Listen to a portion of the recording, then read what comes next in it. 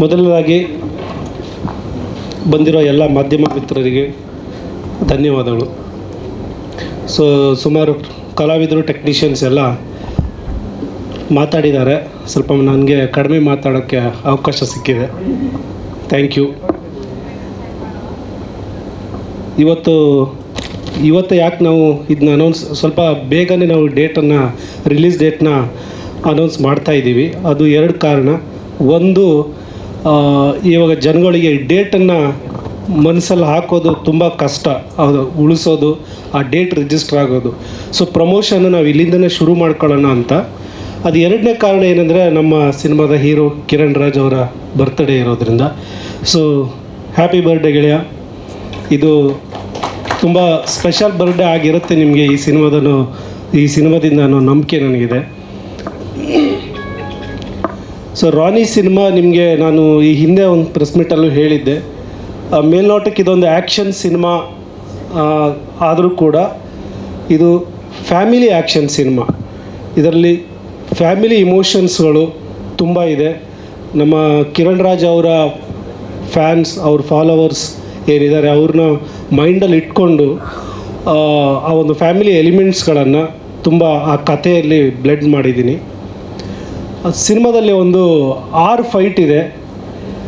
6 ಫೈಟನ್ನು Vinod master ಮಾಡಿದ್ದಾರೆ. 4 ಹಾಡು ಮತ್ತು 2 ಬಿಟ್ ಸಾಂಗ್ ಇದೆ. ಮಣಿಕಾಂತ್ ಕದ್ರಿ ಅವರು ಮಾಡಿದ್ದಾರೆ. ತುಂಬ ಅದ್ಭುತವಾಗಿ ಮಾಡಿದ್ದಾರೆ ಸಾಂಗ್ನ.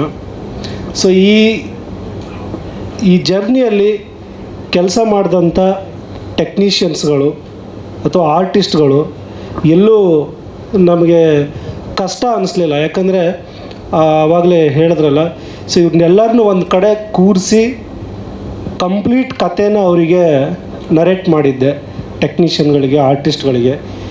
ಮೊದಲನೇ ಅಲ್ಲಿಂದ ನನಗೆ ಈಸಿ ಆಯಿತು. ಸೆಟ್ಟಲ್ಲಿ ಅವರಿಗೆ ಕನ್ವೆ ಮಾಡೋದು ಈಸಿ ಆಯಿತು. ಒಂದು DOP ಇರ್ಬೋದು, ಆರ್ಟ್ ಡೈರೆಕ್ಟರ್ ಇರ್ಬೋದು. ಎಲ್ಲರೂ ಇಷ್ಟು ಈಸಿಯಾಗಿ ಎಲ್ಲರೂ ಮಾಡ್ತಾಯಿದ್ದಾರಲ್ಲ ಕೆಲಸ ಅಂತ ಅನ್ನಿಸ್ತು. ಅದು ಆ ಕಥೆನ ಮತ್ತು ಆ ಇಡೀ ಪ್ರಾಜೆಕ್ಟ್ನ ಹೇಗೆ ಟ್ರಾವೆಲ್ ಆಗುತ್ತೆ, ಏನು ಮಾಡ್ತೀವಿ ಅನ್ನೋದನ್ನು ಅವರು ತಲೆಗೆ ಫಸ್ಟು ಹಾಕಿದ್ವಿ. ಯಾಕಂದರೆ ಒಬ್ಬೊಬ್ರು 4 ಸಿನಿಮಾ ಮಾಡ್ತಿರ್ತಾರೆ. ನಾವು ಸೆಟ್ಟಲ್ಲಿ ಬಂದು ಸೀನ್ ಹೇಳ್ತೀವಿ, DOP ಕಥೆನೇ ಗೊತ್ತಿರಲ್ಲ. ಸಾಂಗ್ ಶೂಟಿಗೆ ಹಿಂದಿನ ದಿನ ಮ್ಯೂಸಿಕ್ ಡೈರೆಕ್ಟ್ರಿಗೆ ಟ್ಯೂನ್ ಆಗಬೇಕು ಅಂತ ಹೇಳ್ತಾರೆ. ಇದನ್ನೆಲ್ಲ ನಾನೊಂದು 16-17 ವರ್ಷದಿಂದ ನೋಡ್ಕೊಂಡು ಬಂದಿದ್ದೀನಿ.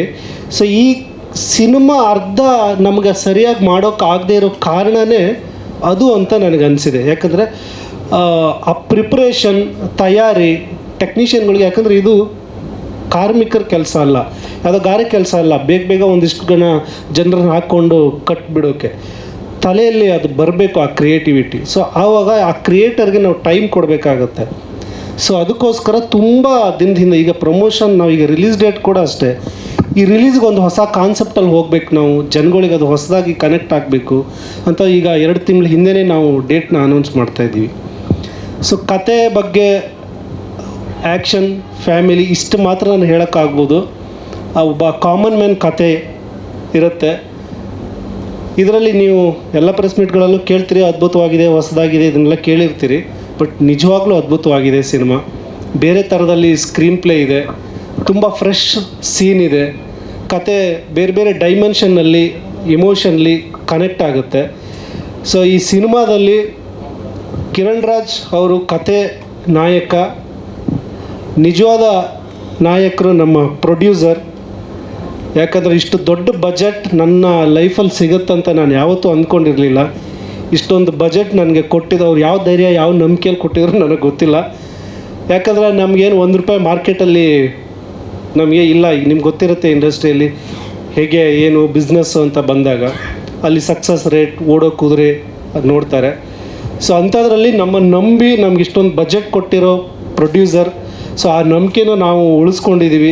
ಅದಕ್ಕೆ ನನಗೆ ಸಪೋರ್ಟ್ ಮಾಡಿದಂಥ ಟೆಕ್ನಿಷಿಯನ್ಸ್, ಆರ್ಟಿಸ್ಟ್, ನನ್ನ ಗೆಳೆಯ ಕಿರಣ್ ರಾಜ್ ಬರೀ ಆರ್ಟಿಸ್ಟ್ ಅಲ್ಲ, ಒಬ್ಬ ಡೈರೆಕ್ಷನ್ ಡಿಪಾರ್ಟ್ಮೆಂಟಲ್ಲಿ ಕೆಲಸ ಮಾಡೋರ ಥರ ಅಸಿಸ್ಟೆಂಟ್ ಡೈರೆಕ್ಟರ್ದವ್ರು ಸದಾ ನನ್ನ ಜೊತೆಲಿದ್ದು, ನಾನು ಏನಿದ್ರು ಡೇ ನೈಟ್ ಎಲ್ಲ ಡಿಸ್ಕಷನ್ ಮಾಡಿಕೊಂಡು ಮಾಡಿದ್ವಿ.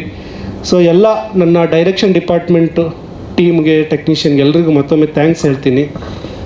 ಎಲ್ಲ ಹೇಳಿದ್ದಾರೆ. ಏನಾದರೂ ಕ್ವಶನ್ ಇದ್ದರೆ ಕೇಳಿಬಿಡಿ, ಮುಗಿಸ್ಬಿಡೋಣ.